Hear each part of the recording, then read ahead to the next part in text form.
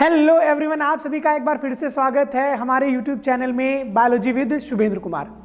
तो आज की क्लास थोड़ा और भी एनर्जेटिक रहेगी और नई स्लाइड्स के साथ और नई इमेजेस के साथ, जिससे आपके फंडामेंटल्स और भी ज़्यादा क्लियर हो जाएं। तो बिना देरी किए हुए हम अपनी क्लास को स्टार्ट करते हैं, क्योंकि इंट्रोडक्शन वाला पार्ट आप पहले ही इससे इंट्रोड्यूस हो चुके हैं, लेकिन फास्ट ट्रैक में हम आपको आज इसके बारे में भी बताएंगे। वो भी फास्ट ट्रैक में ही रहेगा, बताते हर लेक्चर में ही है। तो चलिए चलते हैं अपने इंट्रोडक्शन वाले पार्ट में, बायोलॉजी विद शुभेंद्र कुमार। आप यूट्यूब पे डालेंगे ये और हमारे सारे लेक्चर आपको वहीं पर मिल जाएंगे। इससे पहले आपके 7 लेक्चर पढ़ चुके हैं और ये 8वां लेक्चर है आपका। इसके बाद 1 या 2 लेक्चर और होंगे, जिससे आपको सारा का सारा इस चैप्टर का पूरा कंटेंट आप तक पहुंच जाएगा और आपके फंडामेंटल्स जो भी हैं वो सारे एकदम क्लियर हो जाएंगे। अच्छी तरह से सब चीज़ें आपको समझ में आ जाएंगी। ये मेरा कॉन्टैक्ट नंबर, जिसमें आप कोई भी क्वेरी कर सकते हैं। आप मेरे ग्रुप में भी ऐड हो सकते हैं और वहां पर जाकर के, हमारे चैनल पर जाकर के हमारी वीडियोस को लाइक करें और सब्सक्राइब कर लें और इस बेल आइकन को भी प्रेस कर दें और उसके साथ साथ ऑल का नोटिफिकेशन आएगा, उस पर भी क्लिक कर दें, जिससे सारे के सारे अपडेट, सारे के सारे लेक्चर एट द टाइम आपको मिलते रहें। और ये जाएंगे गूगल पे, अगर आपको नहीं मिलता तो यहाँ से आप जाएंगे तो youtube.com/शुभेंद्र सर डालेंगे, या सिर्फ यूट्यूब पे इतना ही डाल देंगे यूट्यूब पे, तो आपको ये मिल जाएगा। ये मेरा नाम और उसके साथ साथ एजुकेशन क्वालिफिकेशन, ठीक है।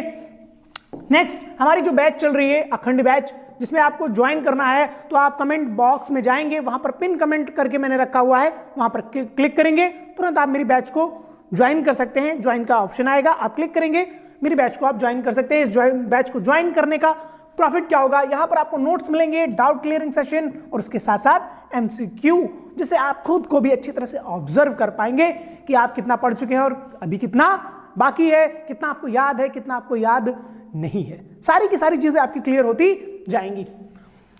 तो जैसा कि हम पिछले वाले लेक्चर में हम पढ़ चुके हैं, तो पिछले वाले लेक्चर में हमने पढ़ा था क्लासिफिकेशन, यानी वर्गीकरण पढ़ा था कि परागण कितने प्रकार का होता है, जिसमें हमने स्वपरागण की क्रिया पढ़ी थी और परपरागण की क्रिया पढ़ी थी। स्वपरागण में भी मैंने आपको 2 प्रकार बताए थे, और स्वयुग्मन और सजातीय पुष्प परागण, ठीक है। फिर उसके बाद परपरागण में मैंने आपको 2 प्रकार बताए थे। उसके अंदर जो एबायोटिक और बायोटिक फैक्टर था, एबायोटिक और बायोटिक फैक्टर था, हमने एबायोटिक को कंप्लीट कर लिया था, है ना। आपको याद होगा कि पूरा परागण वाला जो हमने सेक्शन किया था, उसको दोबारा क्लासिफिकेशन, यानी परागण किया था, परागण करने के बाद उसको क्लासिफाई कर दिया था मैंने किसमें, स्वपरागण और उसके साथ साथ परपरागण।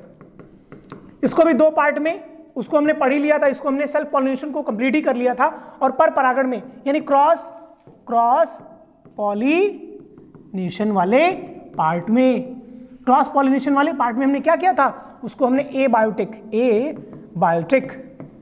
फैक्टर, ठीक है, और ये क्या था, बायोटिक फैक्टर। अब एबायोटिक यानी इसको हिंदी में हमने क्या नाम दिया था, अजैविक कारक, ठीक है, अजैविक कारक। और ये कौन से थे, ये जैविक कारक थे, जैविक कारक। ये 2 टाइप्स हमने पढ़े थे, ठीक है। अब इसी को हमें पूरा डिटेल में स्टडी करना है कि इसमें कौन कौन से टाइप्स होते हैं, इसमें कौन कौन से टाइप्स होते हैं, जिससे आपको हर एक चीज आपको अच्छी तरह से समझ में आ जाए। अब देखिए, इसको मैं इरेज कर देता हूं, ठीक है, इसको मैं इरेज कर देता हूं और सिर्फ हम बायोटिक फैक्टर को आज पढ़ेंगे, ठीक है। बाकी काम पिछले वाली क्लास में पढ़ ही चुके हैं। अगर आप नहीं पढ़े हैं तो पिछली वाली क्लास में जा करके और वहां पर अच्छी तरह से इसके बारे में पढ़ सकते हैं। आज हमारा बायोटिक फैक्टर है, तो हम किसको पढ़ने जा रहे हैं, बायोटिक फैक्टर। बायोटिक फैक्टर को क्या कहते हैं, जैविक कारक। अब देखिए, यहां पर हम जब जैविक कारक की बात करते, देखिए एबायोटिक वाले पार्ट में हमने वहां पर देखा था कौन कौन सा पॉलिनेशन हो रहा था, water pollination and air pollination, यानी जल परागण और वायु परागण की क्रिया हो रही थी। अभी तक मैंने फास्ट बताया क्योंकि पहले हम इसको पढ़ चुके हैं, एक फास्ट ट्रैक रिवीजन में दे रहा था, आपको रिवाइज करा रहा था कि आपको समझ में आ जाए कि हम पहले कहां तक पढ़ चुके हैं। अब यहां से क्लास को थोड़ा सा स्पीड में नहीं ले जाएंगे और चीजों को और अच्छी तरह से क्लियर करते चलेंगे।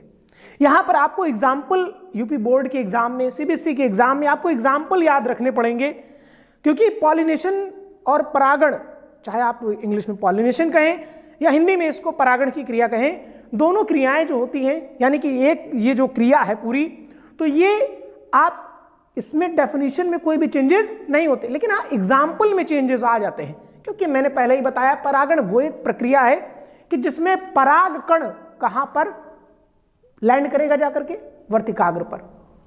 ठीक है, तो इस क्रिया को ही हम परागण की क्रिया कहते हैं, इस क्रिया को ही हम क्या कहते हैं, परागण की क्रिया। और उसमें भी वर्गीकरण पढ़ा था, वर्गीकरण में जो हमारा पार्ट बचा था, जिसको हमने आज कंप्लीट करने के लिए ठान लिया है कि आज इसको भी क्या कर लेंगे, हम कंप्लीट कर लेंगे। तो बायोटिक फैक्टर में जब हम डिफाइन करना स्टार्ट करते हैं, ठीक है, तो बायोटिक फैक्टर में कौन कौन से आ जाते हैं आपके, ठीक है। नंबर 1 कीट परागण, नंबर 1 कौन सा आ गया आपका, कीट परागण, ठीक है। सेकंड पॉइंट आपका आएगा पक्षी परागण, कौन सा आएगा, पक्षी परागण। फिर इसके बाद आपका थर्ड पॉइंट जो आएगा वो आपका आएगा घोंघा परागण। घोंघे को इंग्लिश में स्नेल बोलते हैं, स्नेक पॉलिनेशन, ठीक है। फिर आएगा चौथे नंबर पर आपका चींटी परागण, चींटी परागण। पांचवें नंबर पर जो आपका आएगा चमगादड़ परागण, ठीक है। अब देखिए छठे नंबर पर आपका कौन सा आएगा, लास्ट होगा ये हमारा हाथी परागण। ये मैं आपको पहले ही बता चुका हूं, ठीक है। तो इन सब को आज हमें पढ़ना है विद एग्जाम्पल, विद एग्जाम्पल। अब देखिए कीट परागण किसमें होता है, साल्विया, इसका क्या नाम याद रखेंगे, साल्विया में क्या होता है, कीट परागण। ये इंपॉर्टेंट है क्योंकि आपके सिलेबस में भी ये ऐड है, मोस्ट इंपॉर्टेंट, इसको नोट कर लीजिएगा। साल्विया को आपको याद रखना है। आप इसके साथ साथ मटर को भी याद कर सकते हैं, आप इसके साथ साथ मटर को भी याद कर सकते हैं, ठीक है। फिर जब हम बात करते हैं पक्षी परागण, तो यहां पर आता है बिगनोनिया, ठीक है। बिगनोनिया आ जाता है जिसमें क्या होता है, पक्षी परागण होता है, जिसमें क्या होता है, पक्षी परागण होता है। फिर घोंघा परागण जो आता है वो जिमीकंद, कौन सा होता है, जिमीकंद, ठीक है, क्या आता है, जिमीकंद। फिर इसके बाद आपका चींटी आ जाता है, चींटी में कदम्ब, यानी चींटी परागण जिसमें होता है वो उसको क्या कहते हैं, कदम्ब।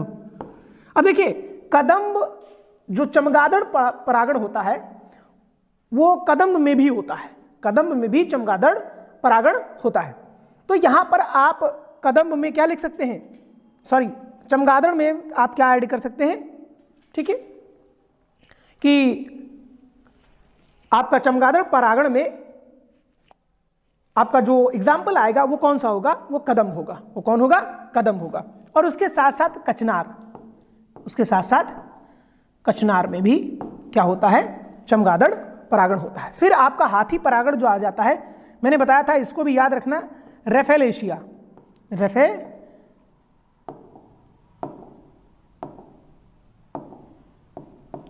रेफलेशिया, ठीक है, रेफलेशिया। रेफलेशिया में क्या होता है, हाथी परागण होता है। अब देखिए सारे के सारे जो कीट परागण, चाहे पक्षी परागण हो, चाहे घोंघा परागण हो, चाहे हमारा चींटी परागण हो, चाहे हमारा चमगादड़ परागण हो, और चाहे हमारा हाथी परागण हो, सब में टारगेट एक ही रहेगा कि परागकण का वर्तिकाग्र पर पहुंचना, परागकण का वर्तिकाग्र पर पहुंचना। अब इन सारे प्रोसेस को हम एक इमेज के थ्रू आपको दिखाने जा रहे हैं, और देखिए कितने अच्छी तरह से आपके लिए मैंने लगा के रखा है, जिससे आपको और भी अच्छी तरह से समझ में आ जाए और सारी की सारी चीजें क्लियर हो जाए। ये देखिए, ये आपका कीट परागण, ये क्या है? ये साल्विया है। साल्विया में क्या हो रहा है? कीट परागण हो रहा है। ये आपका इसमें दिखाया गया है कि हमिंग बर्ड क्या कर रही है? पिग्नोनिया में क्या कर रही है? पक्षी परागण की क्रिया कर रही है। ये आपका जिमीकंद है। शायद आप पहली बार इसको देख रहे हो। आपने फल को देखे होंगे, जिमीकंद को, लेकिन अभी प्लांट को आपने शायद ना देखा हो, तो देख लीजिए। और इसके लिए तो, इस स्लाइड के लिए तो लाइक तो बनता ही है, इस स्लाइड के लिए तो लाइक बनता ही है। और वो जो आपका आइकन है ना थंब वाला, वो प्रेस कर दीजिए अब आप, ठीक है। और ज्यादा से ज्यादा लोगों को शेयर कर दीजिए। ये क्या है? ये जिमीकंद में आपका घोंघा परागण। फिर इसके बाद देखिए यहां पर, इसको तो आप जानते होंगे अच्छी तरह से, आसपास भी आपने देखा होगा, कदम, ठीक है। ये क्या है? कदम। ये देखिए, अब यहां पर एक खास बात आप समझ लीजिए। आप इसके बैकग्राउंड में आप ब्लैक, ठीक है, ये एक अच्छी क्वालिटी की कैमरे से कैप्चर, किसी ने, फोटोग्राफर ने अच्छी तरह से इसको कैप्चर किया है, इस मोमेंट को, जहां पर वो पॉलिनेशन कर रहा था, जहां पर वो क्या कर रहा है? पॉलिनेशन कर रहा है। तो उसके लिए भी ये बनता है, उसके लिए तो लाइक बनता है कि उसने इतने टाइम कैप्चर किया है, ठीक है।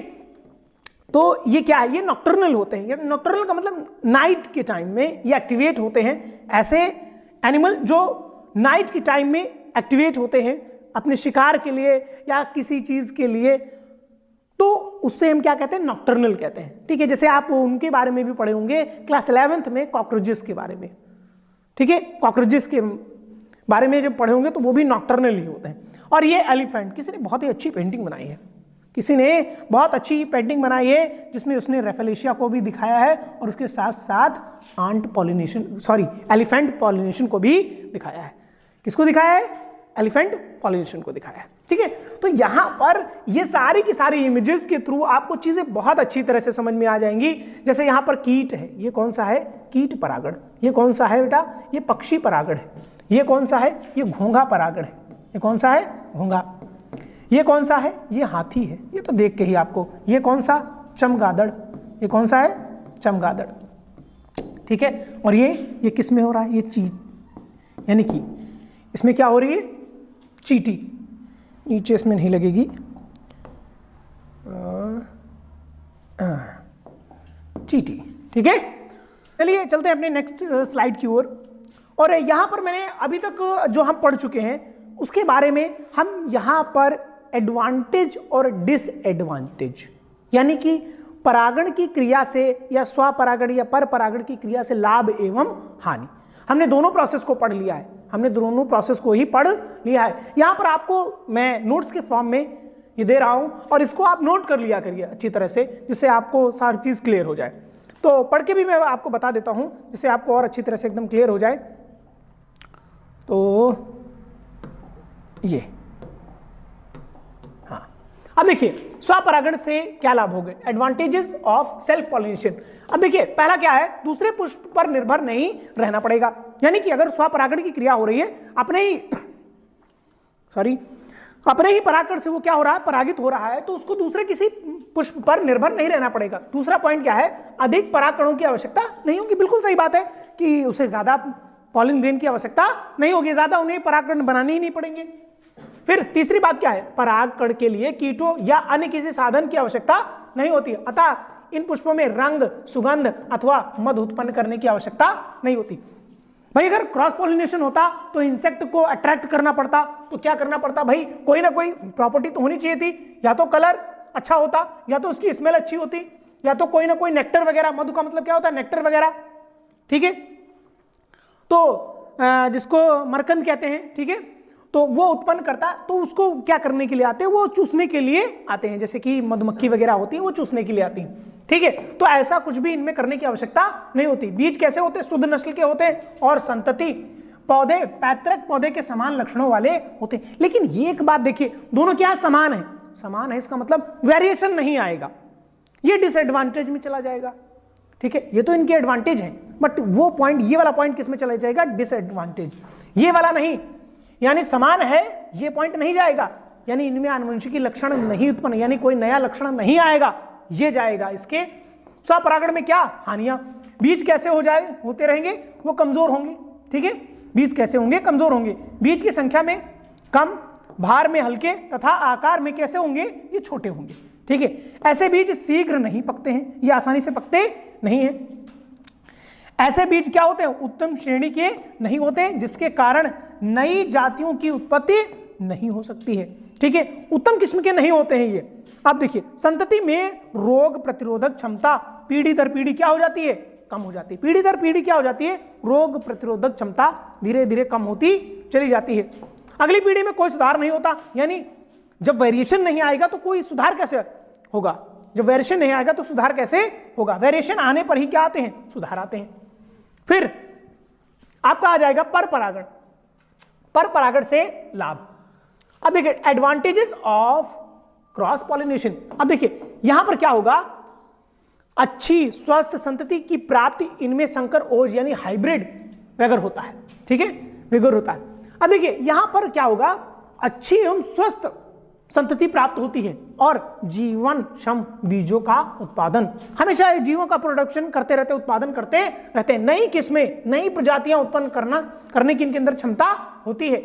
हानिकारक गुणों को पृथक करना, जो डिसएडवांटेज है, यानी कि जो उसके अंदर ऐसे लक्षण आ गए हैं, ऐसे गुण आ गए हैं जो नुकसानदेह हैं, तो उनको क्या कर देता, पृथक कर देता है। इससे रोग प्रतिरोधी पादपों की उत्पत्ति होती है। इससे क्या होती है, रोग प्रतिरोधी पादपों की क्या होती है, उत्पत्ति होती है। स्वच्छ, यानी कि उनके अंदर बहुत ही अच्छा इम्यून सिस्टम, यानी कि उनके अंदर रोग प्रतिरोधक क्षमता बहुत अधिक होगी। फिर स्वबंधन, यानी सेल्फ स्टेराइल पौधे में बीज का उत्पादन हो सकता है, यानी स्टेराइल बीज का उत्पादन हो सकता है।